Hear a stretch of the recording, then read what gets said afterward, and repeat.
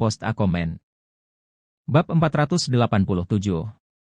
Ketika 7 lainnya mendengar kata-kata Fang Zhenye, mereka hanya bisa menarik napas dalam-dalam.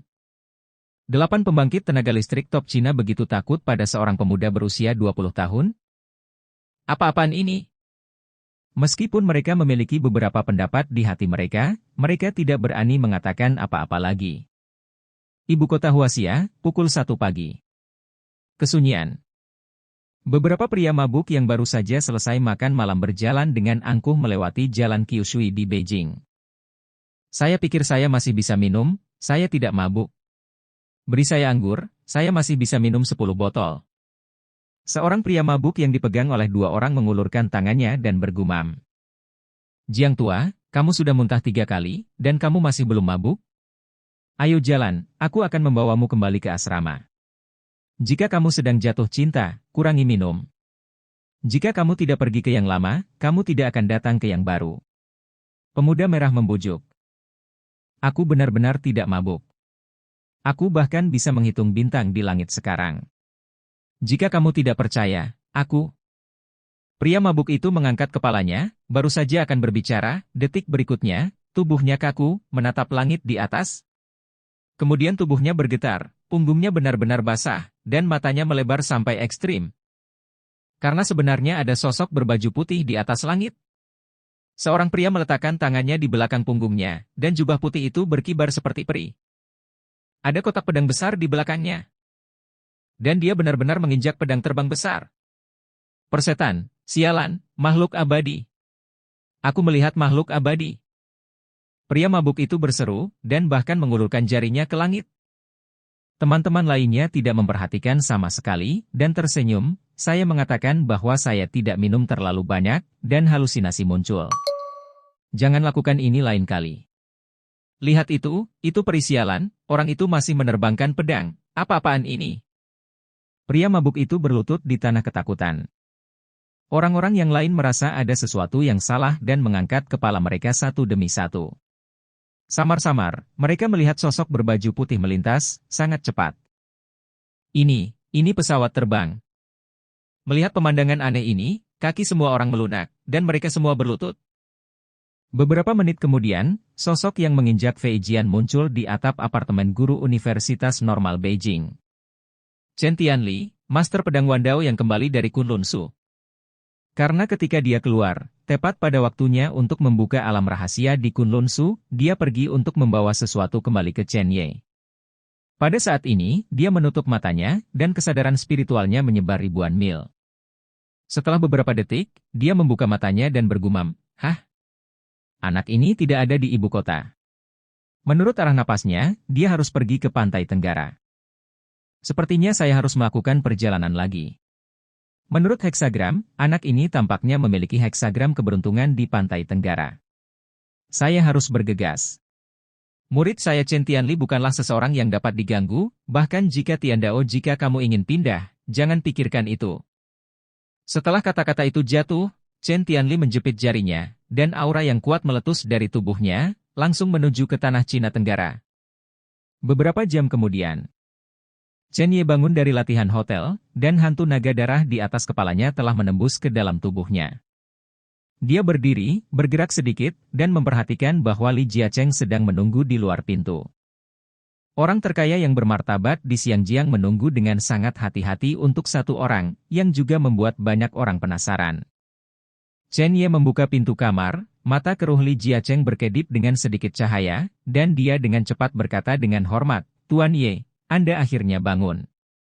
Kamu sudah lama menunggu? Yuan Biran sudah mati, apakah kamu masih ingin pergi ke Gunung Jiangdao bersamaku?"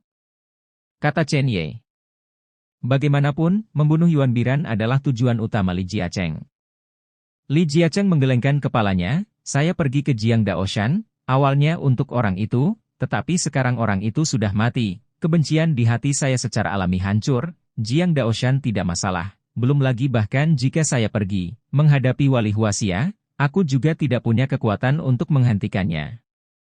Hari ini, saya datang ke sini khusus untuk memberi Tuan Ye sesuatu. Saya pikir Tuan Ye harus membutuhkannya." Chen Ye menjadi penasaran, "Apa?" Li Jiacheng menunjuk ke rumah, dan Chen Ye langsung mengerti, "Ikut aku."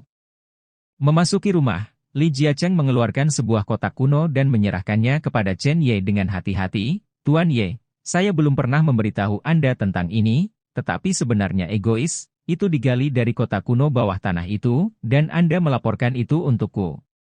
Untuk balas dendam membunuh ayahku, benda ini seharusnya menjadi ucapan terima kasih kepada Tuan Ye. Meskipun saya tidak tahu asal-usul benda ini, saya dapat merasakan bahwa itu mengandung nilai yang besar. Chen Ye mengambil kotak kuno, membukanya langsung, dan batu giok sebening kristal muncul di depannya. Giok berbentuk kunci secara keseluruhan, dan aura mengalir keluar dari kunci. Tidak hanya itu, Chen Ye bahkan bisa merasakan jimat kelahiran di tubuhnya sedikit gemetar. Jelas, ada jimat ajaib yang disegel di dalam benda ini. Dan kualitasnya tidak rendah. Tuan Ye, saya meminta orang khusus untuk menyelidiki pola dan teks di atasnya, tetapi tidak ada hasil. Tidak ada berita tentang ini di dunia seni bela diri Huaxia, tetapi satu-satunya hal yang dapat dikonfirmasi adalah bahwa objek ini memiliki banyak hubungannya dengan mural itu. Mural kota kuno bawah tanah awalnya hanya dinding kosong, tetapi ketika kuncinya keluar, sebuah visi muncul di dinding, dan gambar itu muncul, ini dipesan kemarin, tolong maafkan saya Tuan Ye. Chen Ye tidak bisa melihat asal spesifik dari kunci giok, jadi dia melemparkan kunci giok ke kuburan reinkarnasi. Setiap orang punya rahasianya masing-masing, aku mengerti. Li Jiacheng menghela nafas, dan kemudian berkata, Tuan Ye, saya meminta hotel untuk menyiapkan sarapan. Setelah makan, saya secara pribadi akan mengantar Anda ke Gunung Jiangdao. Baik. Setelah 1 jam. Edoyama. Chen Ye datang ke kaki Gunung Jiangdao, dan dia bisa dengan jelas merasakan bahwa formasi perlindungan roh kuno hari ini lebih kuat. Ada niat membunuh dingin dalam formasi perlindungan roh. Setelah menerobos, itu berubah menjadi kabut darah dalam sekejap mata. Tidak peduli apa kekuatannya. Chen Ye mengorbankan kartu giok yang diberikan Li Jiacheng kepadanya, hampir seketika terbungkus sinar cahaya, dan Chen Ye melangkah selangkah demi selangkah. Aura kuat Jiang Daoshan menyapu lubang hidungnya. Pada saat yang sama, Chen Ye dapat dengan jelas merasakan bahwa kekuatan dari darah tampak gelisah. Dia melihat ke puncak gunung, matanya sedikit menyipit, sepertinya kakekku benar-benar membawaku ke sini, dan diperkirakan ada hubungannya dengan darah tubuhku. Mengapa kakek terus bersembunyi dari orang tuanya? Apa yang dia jaga? Juga, apa hubungan antara keluarga Ye dan pemakaman reinkarnasi? Hal yang menantang surga, mengapa dia memilihnya? Pemilik makam dari pemakaman reinkarnasi mengendalikan hampir 100 kekuatan kuno, dan siapapun yang mendapatkannya dapat mendominasi semua hal. Dia mampu menjadi orang pertama di daftar Grand Master Huaxia hanya dalam waktu setengah tahun karena pemakaman reinkarnasi. Dan arah puncak gunung tampaknya menunjukkan bahwa kabut pada akhirnya akan menghilang. Tanpa berpikir lagi, Chen Ye mengeluarkan pedang pembunuh naga di tangannya, membungkus tubuhnya dengan energi spiritual, dan dengan cepat menyapu ke arah puncak gunung. Tidak lama setelah Chen Ye menghilang, seorang lelaki tua dengan kendi di tangannya berjalan keluar dari kegelapan. Dia menyesap anggur, melihat ke arah Chen Ye, dan tersenyum, cucu lelaki tua itu akan mengacaukan permainan catur Huaxia hari ini. Ini menarik, sangat menarik. Hanya saja beberapa hal tidak sesederhana itu. Kekuatan satu orang untuk mengguncang situasi selama berabad-abad, aku khawatir itu akan lebih beruntung daripada keberuntungan. Setelah kata-kata itu jatuh, sosok tua itu menghilang sepenuhnya, seolah-olah tidak pernah muncul. Bab 488. Gunung Jiangdao, di puncak gunung. Tanah datar besar yang membentang ratusan meter. Di tengah adalah pavilion berbentuk aneh. Ada meja bundar besar di pavilion, dan meja bundar diukir dengan bahasa Sanskerta kuno. Dan ada 20 kursi batu di sekeliling meja bundar. Ini adalah tempat untuk pertemuan meja bundar dari 20 penjaga Huaxia. Satu demi satu, orang-orang berjalan menuju pavilion, orang-orang ini mengeluarkan napas yang sangat kuat, dengan tangan di belakang punggung. Salah satunya adalah Bao Peimin. Bao Peimin mengambil tempat duduknya, dan ketika dia melihat bahwa orang-orang di sekitarnya tidak semuanya berkumpul, dia melirik ke arah pintu masuk. Ada ekspresi khawatir di wajahnya, dan dia selalu merasa bahwa sesuatu yang buruk akan terjadi. Anak itu seharusnya tidak bisa menembus formasi perlindungan roh kuno ini. Jika anak ini benar-benar naik gunung hari ini, mungkin tidak ada jalan kembali. Satu-satunya hal yang bisa dia lakukan adalah memberi anak ini kesempatan untuk hidup. Wan Lao, yang berada di samping Bao Peimin, memperhatikan sesuatu dan mencibir, "Bao tua, Anda tidak berpikir anak itu akan datang? Apa yang Anda pikirkan? Saya akui anak itu sangat berbakat, tetapi ini Jiang Daoshan, formasinya telah sudah jika diaktifkan sepenuhnya, jika seseorang menerobos hari ini, itu pasti akan mati. Jika anak itu tahu urusan saat ini, dia pasti tidak akan melakukan ini." Bao Peimin mengangguk, lalu seorang lelaki tua dengan janggut putih dan jubah biru duduk. 2 dari 20 kursi batu diberi kode warna khusus. Pemegang kekuasaan milik dua kubu masing-masing. Salah satunya adalah Fang Zhenye, dan yang lainnya adalah San Miao, yang terkuat di kubu Bao Peimin. Jika Anda benar-benar ingin peringkat di dunia seni bela diri, tidak peduli kekuatan dalam gelap atau terang, San Miao pasti memenuhi syarat untuk menjadi salah satu kekuatan teratas di Cina. Penatua Matahari. Bao Peimin, Wan Lao dan yang lainnya saling menyapa dengan sedikit rasa hormat. San Miao mengangguk dan membuka dokumen di atas meja. Dokumen tersebut memiliki foto Chen Ye dan semua informasi spesifik. Melirik ke arahnya, mata Chang Long sedikit menyipit, bocah yang dikatakan Fang Zhenye adalah orang ini? Menarik, Huaxia belum menunjukkan bakat luar biasa selama bertahun-tahun, akan sangat disayangkan jika itu benar-benar dicekik. Ketika Bao Peimin mendengar ini, matanya bahagia. Dia telah berhubungan dengan banyak wali Cina selama periode waktu ini, dan dia hanya ingin menang satu sama lain. Selama orang-orang ini menentang saran Fang Zhenye, maka hasil pertemuan meja bundar secara alami tidak akan mengancam Chen Ye. Tetapi saat ini, banyak orang berada di sela-sela, dan hanya sejumlah kecil orang yang memiliki hubungan baik dengannya yang bersedia menolak. Jika San Miao di depannya berada di pihak yang menentang Fang Zhenye, maka itu akan menjadi keberuntungan besar bagi Chen Ye. Penatua San, saya telah bertemu putra ini. Tidak hanya dia berbakat, tetapi dia juga orang yang baik. Fang Zhenye benar-benar tidak punya apa-apa. Bao Peimin berkata dengan serius. Oh. San Miao melirik Bao Peimin, apa-apaan? Apa menurutmu putra ini memiliki bakat yang hebat? Atau bisakah putra ini menjadi pemimpin Tiongkok? Bao Peimin ragu-ragu selama beberapa detik, dan berkata dengan jujur, "Matahari tua, kita semua sudah tua, bagaimanapun juga, dunia seni bela diri Tiongkok masih akan didominasi oleh orang-orang muda. Tetapi jika dia tidak bisa menjadi seperti itu, tidak ada pemuda di dalamnya. Seluruh Cina memiliki kualifikasi ini. Bagaimanapun, dia ingin meyakinkan lelaki tua di depannya sebelum pertemuan dimulai. Pendapat orang tua ini sangat penting." Pada saat ini, suara dengungan dingin bergema tidak jauh di belakang Bao Peimin. "Bao Peimin, sebagai penjaga Tiongkok, apakah kamu duduk di sini dengan emosi subjektif seperti itu?" Mendengar suara ini, semua orang tanpa sadar melihat ke belakang. "Saya melihat Fang Zhenye membawa 7 penjaga Huaxia ke sini." Namun, wajah Fang Zhenye penuh amarah saat ini. 8 orang duduk, dan Fang Zhenye duduk di samping San Miao. Semua 18 kursi terisi. 2 tempat kosong, yang sangat terlihat.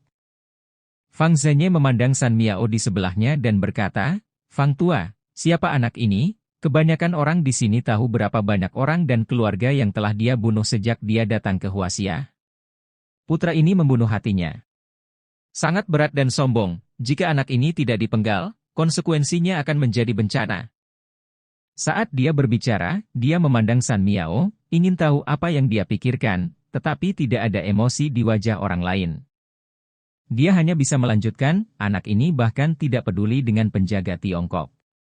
Jika orang seperti ini tidak membunuh, seluruh dunia akan melihat lelucon penjaga Tiongkok kita.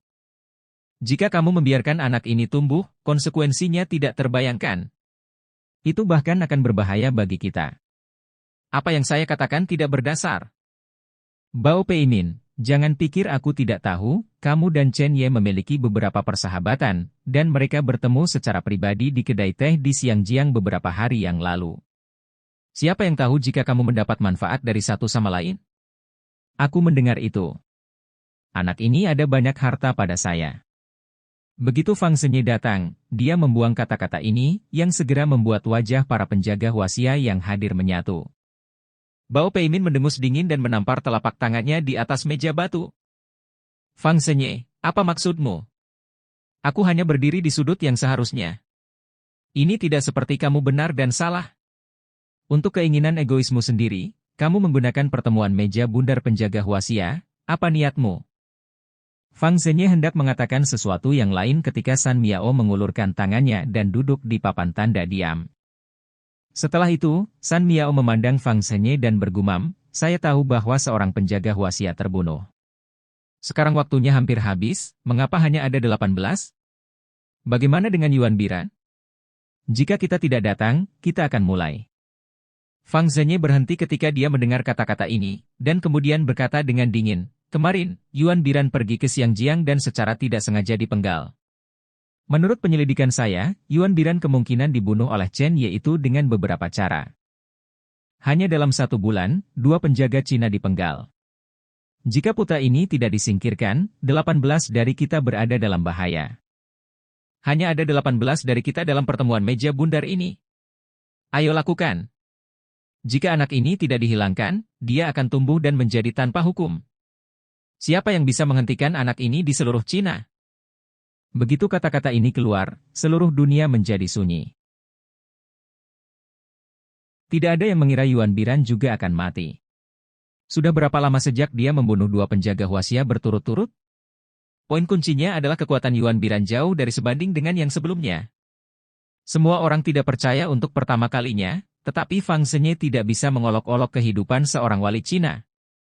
Ekspresi Bao Peimin juga fusi. Dia tahu Chen Ye, dan dia tahu kekuatan Chen Ye bahkan lebih. Dia membunuh Yuan Biran?